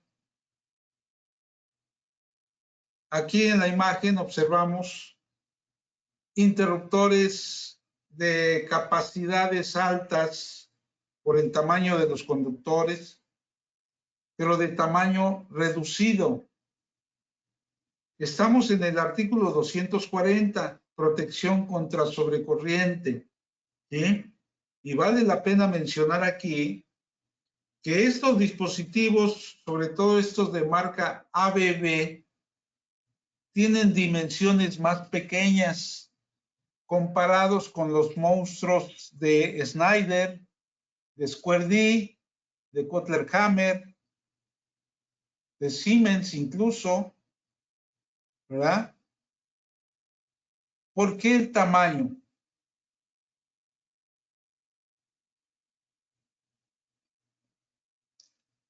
Ahorita le damos lectura a esa sección, Inge, por favor, 236.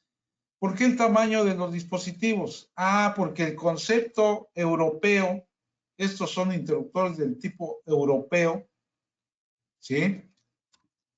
Betty Shino también traen una marca de interruptores que son estos. Vienen las dimensiones más reducidas. ¿Por qué? Porque son equipos hechos para darle un servicio del tipo ligero. Por el lado americano, el tipo de servicio que prestan los equipos son para servicio pesado. Por eso la robustez, por eso el tamaño. Los arrancadores electromagnéticos son muy voluminosos por el lado americano, mientras que los europeos tienen dimensiones más pequeñas, ¿sí? Por el tipo de servicio que prestan. Pongamos a trabajar un arrancador constantemente del tipo europeo y difícilmente va a llegar a las 1000 operaciones. Un americano va a rebasar las 1000 operaciones, ¿no? Por la robustez de los contactos, por la robustez del equipo. Entonces, en el mercado mexicano tenemos dos tecnologías: tecnología americana y tecnología europea. Yo, en lo particular, Jesús Velasco, he usado y sigo usando y me gusta más la tecnología americana. No quiere decir que la tecnología europea no funcione, sí, pero nosotros mismos no hemos sabido aplicarla. Los tableros europeos hemos hecho en el lado de alimentación una gran cantidad de puentes con pedacitos de cable, cuando el fabricante nos ofrece unas barritas de cobre cortadas a la medida para empalmar la alimentación por el lado de la línea. Así, en cambio, a nosotros se nos ha hecho más sencillo ponerle un montón de puentecitos, y lo vemos en esos tableros de distribución europeos, los que conocemos como riel DIN, porque es la forma de montaje del interruptor o del dispositivo de protección, mediante un riel DIN, ¿sí? Obviamente son fabricados bajo normas DIN. Las normas DIN generalmente han sido normas alemanas que han invadido todo el mercado europeo. ¿Por qué? Porque llevan una gran ventaja en el avance tecnológico. Normas DIN, que son normas alemanas, y que se usan en España, en Italia, en Francia, en la propia Alemania, la Comunidad Europea. Pero que aquí en México han representado un riesgo muy alto. ¿Por qué? Abran un tablero con interruptores de riel DIN y nos vamos a encontrar que el alambrado está excedido. No hay espacio suficiente para el alambrado. Además de que la mano de obra pues no está calificada, ¿verdad?, para hacer uso de esa tecnología. Somos más hechos para la tecnología que ha prevalecido en México durante muchos años, que es la americana. Bien. Inge Velasco. Adelante. A ver, con respecto a ese tema que está usted ahorita tratando de los interruptores en riel DIN, efectivamente es una práctica común que los puentes de alimentación sean con cachitos de conductores. La mayor parte de ocasiones de ellas inclusive no cumplen con la capacidad de corriente necesaria. Para esto, el mismo fabricante suministra unos puentes de unión de cobre, de barrita de cobre. La Así es. pregunta es, en una verificación, si encontramos esos puentes de unión de alimentación con cablecitos, ¿se marca como una no conformidad? Sí, debería de ser. Correcto. Debería de Gracias. ser. ¿Qué opinan las demás unidades de verificación? Aquí en este foro hay colegas, amigos que son unidades de verificación. ¿Qué opinan al respecto? Vamos a ponernos como abogados del diablo, ¿eh? Debemos marcarlo como una no conformidad. ¿Por qué? Porque veamos el catálogo que nos ofrece Betty Shino para ese tipo de tableros, ¿sí? O el fabricante europeo. Ahí vienen las barritas de cobre. Y lo que le vamos a mostrar al fabricante es el arreglo de ubicación de nuestros interruptores para que corte las barritas de cobre al tamaño requerido. Obviamente el costo del tablero es mayor, pero lo hemos simplificado con pedacitos de cobre. Pedacitos de cable 12, de cable 10, que a lo mejor no cumplen con la ampacidad como alimentador. ¿Algún Sí, comentario? sí, un Adelante. comentario. Con respecto a lo que están mencionando, efectivamente, bueno, para mí yo siento que es un tablero de hechizo, porque hay veces que esos tableros o gran parte se hacen en sitio, en obra. Les venden el tablero y le venden los mentados, los rieles, y ahí prácticamente van distribuyendo las diferentes protecciones contra sobrecorriente. Y efectivamente, las barras prácticamente son pedacitos de cable, como bien dicen, ¿verdad? No cumplen con base en las secciones transversales, ¿no? Que debieran de ser iguales a la de una barra, no sé, quizás una dependiendo del cálculo, ¿no? A lo mejor de 125 amperes, 225, etcétera, ¿no?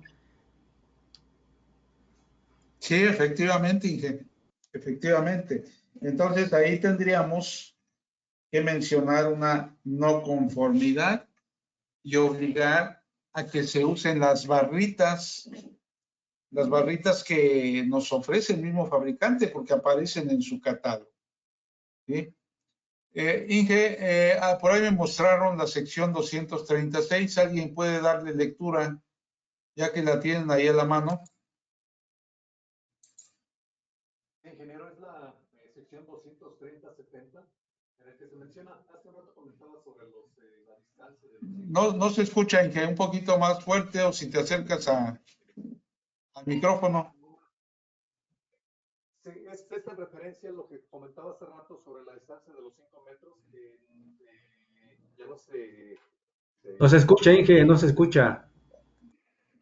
Entonces tengo problemas.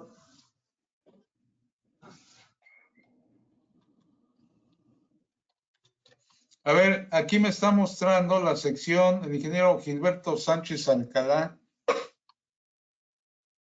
La sección 230-70, generalidades. En un inmueble u otra infraestructura debe proporcionarse de un medio para desconectar todos los conductores de recepción del suministro. Inciso A, ubicación. Los medios de desconexión de los conductores de recepción del suministro deben ser instalados de acuerdo a los incisos 1, 2 y 3 siguientes. El inciso 1 dice ubicación fácilmente accesible. Los medios de desconexión de acometida hay que recordar que la sección 230 habla de las acometidas. Se debe instalar ya sea dentro o fuera de un edificio u otra infraestructura en un lugar fácilmente accesible en el punto más cercano de entrada de los conductores de recepción del suministro y a una distancia no mayor que 5 metros del equipo de medición. O sea, sigue conservando la distancia de los 5 metros, ¿verdad? Del equipo de medición. ¿Sí? ¿Nos queda claro? Gracias, ingeniero Gilberto. ¿Sí? Entonces, efectivamente, aquí nos vuelve a marcar esos 5 metros del equipo de medición hacia el medio de desconexión general.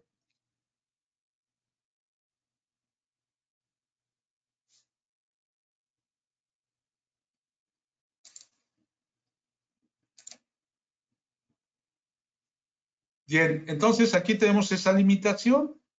Estos cables del transformador al interruptor general no deben ser mayor de 5 metros. Aquí nos queda claro. Y la sección 236, ¿qué nos indica?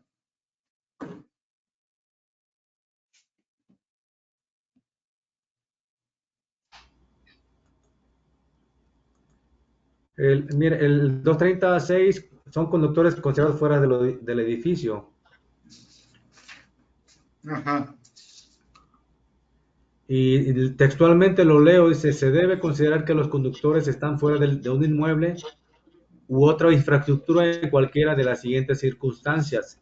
Y hay 5 incisos. El inciso 1, si están instalados con 5 centímetros o más de concreto por debajo del inmueble u otra infraestructura.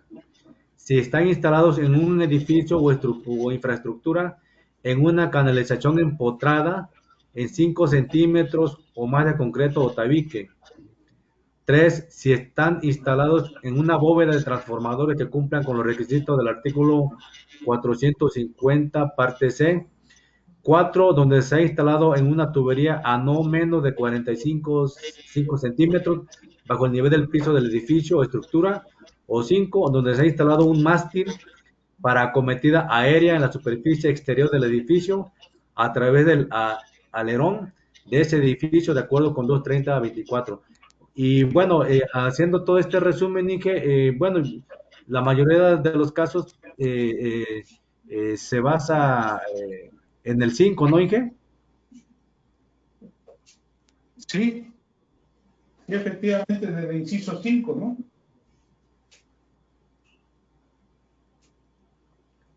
¿Sí es a lo que se refiere, Inge, en el punto 5 del 236? Sí, sí. Ajá. Ok. Cuando se instala de acuerdo a las 236, lo más cercano al punto de entrada de los conductores. ¿Sí? Entonces, son las condiciones que nos está marcando la norma para poder llegar a este dispositivo de desconexión. ¿Sí? Ya vimos que tiene que ir subterráneo, ahogado en concreto, una canalización, protegiendo a los conductores siempre. ¿Sí? Inge Velasco. Bien. Adelante, adelante. Inge, la vez anterior me tuve que retirar un poco antes de que concluyera la sesión, pero la pregunta es la siguiente. 240-21B5 nos dice derivaciones exteriores de longitud ilimitada. ¿Cuál es la diferencia de marcar exteriores? ¿Por qué no aplica también para interiores?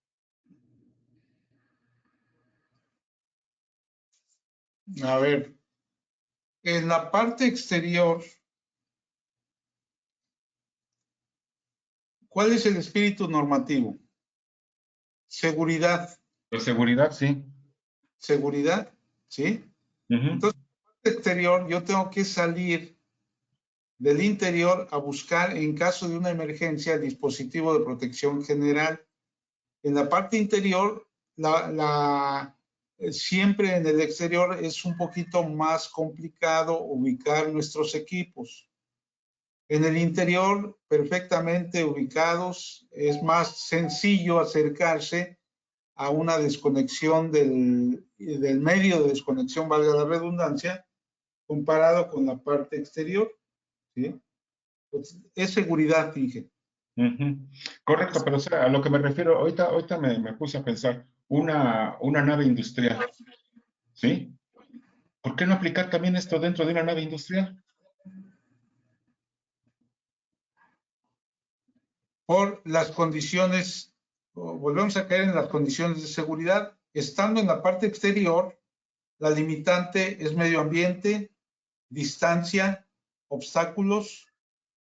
Entonces, todo ese entorno se vuelve un acto de inseguridad propicio para poder tener un siniestro. ¿Sí? Más sin en cambio, en la parte interior, obviamente está resguardado, no hay agua, no hay lluvia, ¿sí? Entonces, la cercanía, la observación del cuarto de su estación de interruptores, pues ya nos previene de cierta manera para poder accesar fácilmente. Aquí volvemos a caer en la definición de fácilmente accesible, ¿verdad? Para desconectar el equipo. Aquí en la parte exterior no tendría yo la facilidad accesible, no sería lo suficientemente fácilmente accesible, puesto que tengo que salir de una parte interna para salir a buscar dónde está el equipo, ¿sí? Entonces se vuelve un riesgo mayor todavía el tener las condiciones de instalación en una parte exterior. Correcto, Inge, gracias.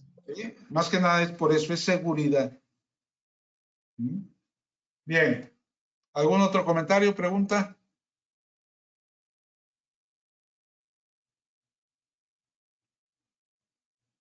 De acuerdo con lo que establece, sí, adelante, adelante.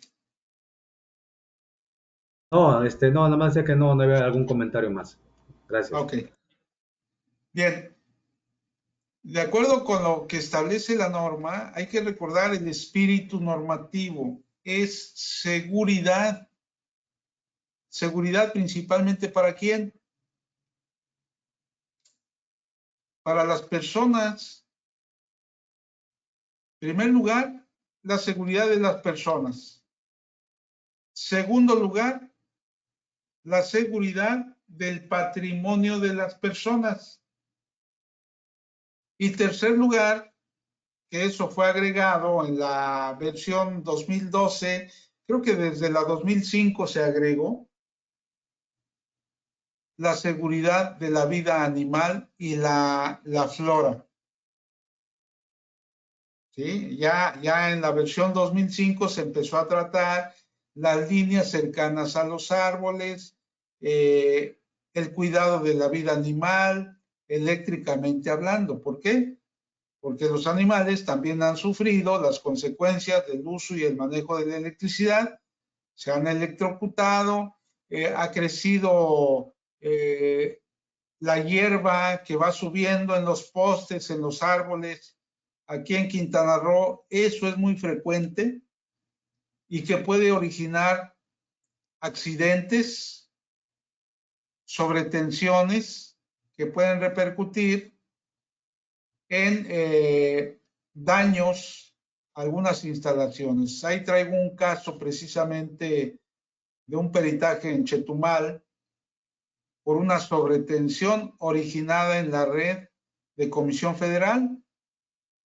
Ustedes habrán visto que en baja tensión, para separar a los conductores cuando las líneas son muy largas, le ponen un pedacito de madera y ahí soportan a los conductores para darles una distancia de separación entre sí. Pues resulta que ese pedacito de madera se rompe y los conductores, con la fuerza del viento, al estar oscilando, moviéndose por el viento, se pegan, se juntan, empiezan a chisporrotear.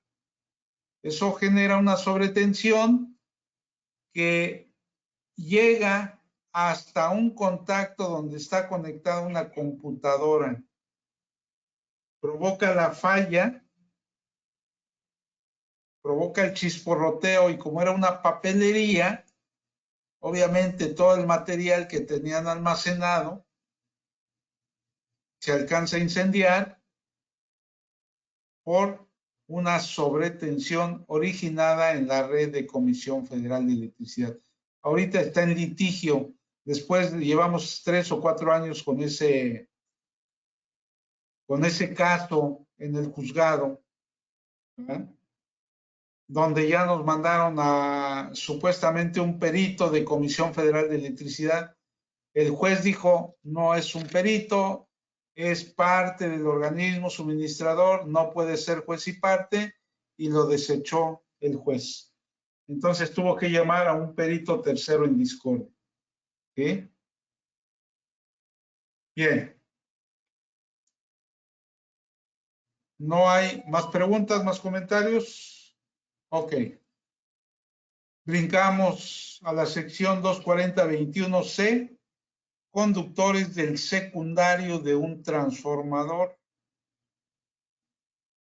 Dice la norma, se permitirá que un conjunto de conductores que alimenten una sola carga o cada conjunto de conductores que alimente cargas separadas estén conectadas al secundario de un transformador sin protección contra sobrecorriente en el secundario, como se especifica de 1 hasta 6 siguientes.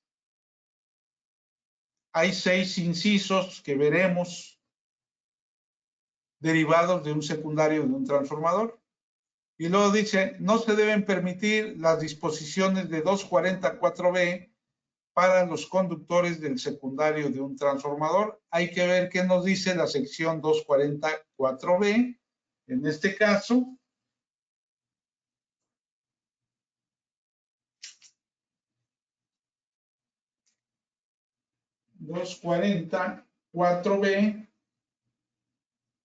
que habla de dispositivos de sobrecorriente de 800 amperes o menos. ¿Sí?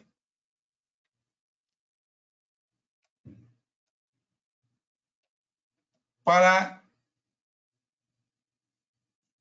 conductores del secundario de un transformador de más de 800 amperes, perdón, hasta 800 amperes o menos, no se deben permitir las disposiciones para conductores del secundario de un transformador. Bien, colegas y amigos, lo que viene a continuación es muy importante que lo analicemos bien, ¿verdad? Son las condiciones y requisitos. Aquí es donde se habla de mantener hasta 6, que nos permite instalar la norma 6 circuitos sin ponerle protección, y hay muchas instalaciones que se apegan a esta sección de la norma y que tendremos que analizar detalladamente, ¿sí? Por hoy hemos llegado al final de este día. Les agradezco su participación. Si no hay algún comentario, alguna pregunta, nos veríamos el próximo jueves.